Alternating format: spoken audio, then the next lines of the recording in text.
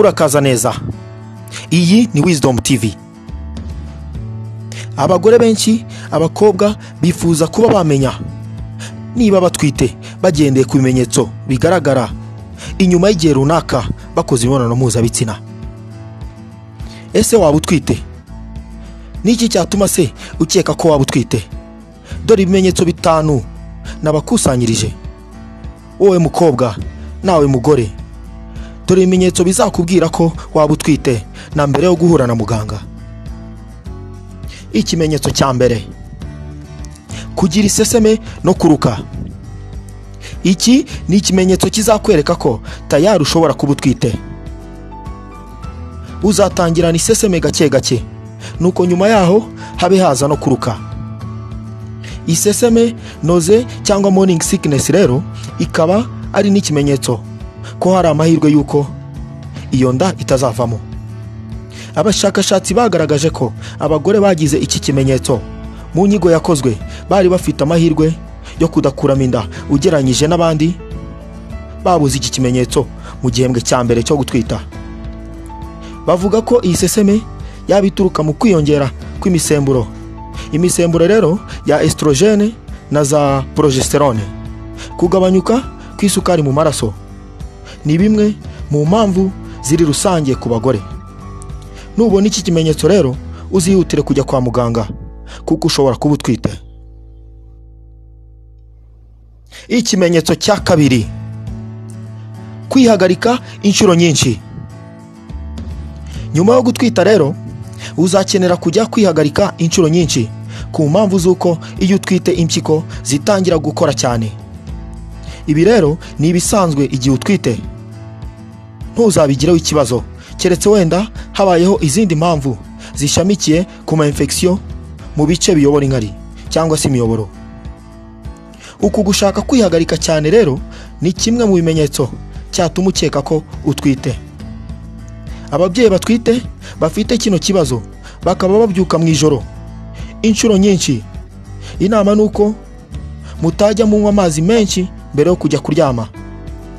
Ibi bizabafasha kuko no gusinzira bihagije biba bikenewe ku mubyeyi utwite.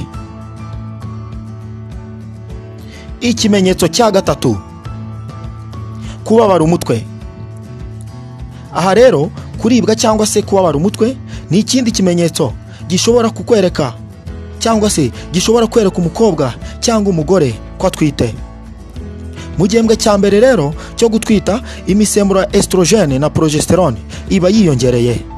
Ikindi nanone volume y'amaraso mu mubiri iriyongera ugereranyije n'ikigero cyari gisanzwe.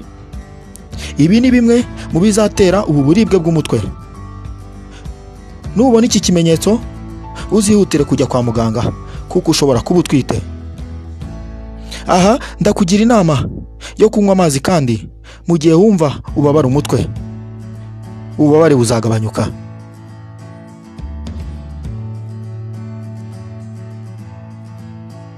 Ikimenyetso cya kane: kwiyongera k'ubushyuhe. Aha ndababwira ko cya kigero cya volume y'amaraso kiyongera rero iyo umugore atwite. Ibi bizamura imikorere y'umubiri ho 20%. Ibyo bamwe bita cyangwa se ibyo bita metabolisme. Ibi rero bizongera ubushyuhe mu mubiri, ari naho uzasanga abagore batwite baba bumva bashyushye, cyangwa ukumva arakubwira ko ahantu hashyushye nyamara wowe utabyumva uko we abyumva.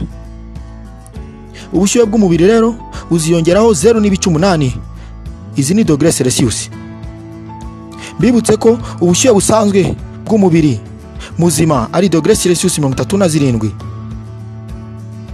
Ikimenyetso cya gatanu: nukugira constipation. Ibi ni bimwe bita imatwe cyangwa kwituma nabi, mbese rimwe na rimwe bikanga kuza. Ibi rero bikaba biterwa nuko igihe umugore atwite urwungano ngogozi nirukora nk'uko bikwiye kubera impinduka ziba zabaye mu mubiri we zidasanzwe. Ni ukuvuga rero ko kubera imisemburo iba yiyongereye iyo umugore atwite bituma igogora ry'ibiryo rigenda gake. Kugira ngo rero wirinde constipation mu gihe utwite, ni byiza ko urya imbuto zihagije imboga ndetse ukagerageza gufata n'icyo kunywa. Amazi se, umutobe, aha si byiza ko wanywa ibisindisha kuko byagira ingaruka ku mwana utwite.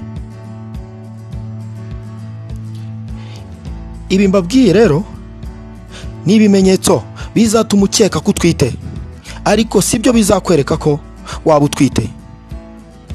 Ari nayo mpamvu nakomeje kubwira ko ugomba kugana kwa muganga. Muganga wenyine niwe ufite ubushobozi bwo kwemeza neza 100% ko utwite. Iyi ni Wisdom TV. Murakoze kandi mukore subscribe, dukomeze tubane.